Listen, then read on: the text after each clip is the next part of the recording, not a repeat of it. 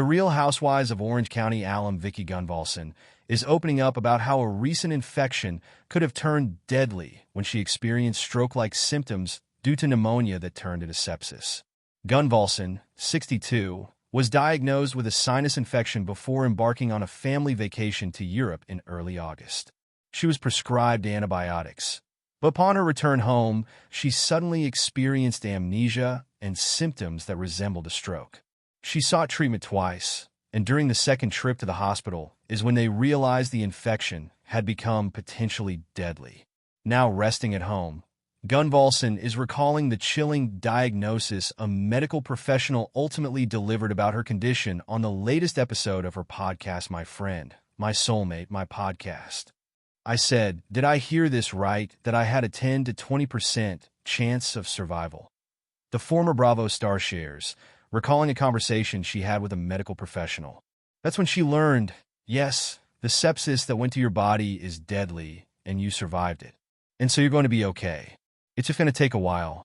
According to the Mayo Clinic, most people recover from mild sepsis, but the mortality rate for septic shock is about 30% to 40%. Also, an episode of severe sepsis raises the risk for future infections. How did a sinus infection spiral into a potentially life-threatening condition? Gunvalson remembers being at the hair salon last Thursday, which is when there seems to be about an hour or two that I was missing and I don't know where I was. I got to the office. Olivia is my boyfriend Michael's Smith daughter who works with me. I had a client coming in and she said I was talking gibberish, and I wrote an email out and the email didn't make sense, she recounts. Her client, a retired ER physician, thought Gunvalson could possibly be having a stroke. That's when Smith's daughter immediately took Gunvalson to the hospital and called her father, who was out of town at the time. At that point, Gunvalson says she was misdiagnosed and treated for a sinus infection. She was sent home, and that's when her condition could have turned deadly. When Smith finally arrived at Gunvalson's house, he found her unconscious in a bathtub filled with water. One of the scariest things for me was when I walked in. For some reason, Vicki decided she wanted to take a bath. So she's in the bathtub with water, and I walk in, and she's pretty much passed out, Smith says, rattled because Gunvalson could have drowned. So I grabbed her, that was scary, and I grabbed her, pulled her out of the water, put her in bed. Gunvalson slept for close to 14 hours, which is when Smith realized something was terribly wrong. I tried to get her out of bed, he recalls. She didn't know where she was.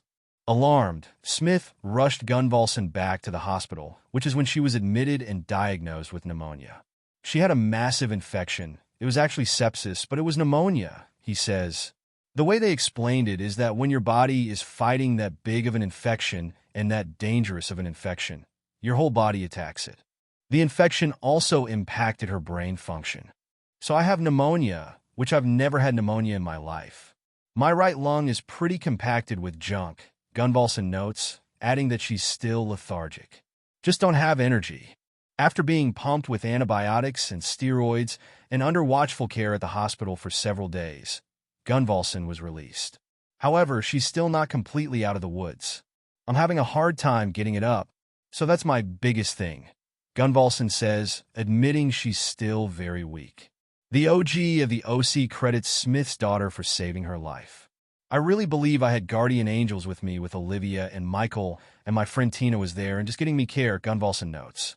I couldn't do it myself, so I think I have a little bit of trauma from it. I cry a lot and Michael keeps saying, "Why do you keep crying?" And I don't have an answer. Gunvalson's podcast co-host Christian Gray Snow tells Entertainment Weekly, seeing Vicki go through this in the last week has been nothing short of devastating and terrifying. Every time I felt I had an understanding of what happened, I'd learn another detail and be immediately sent back to shock when realizing just how close we came to losing Vicki.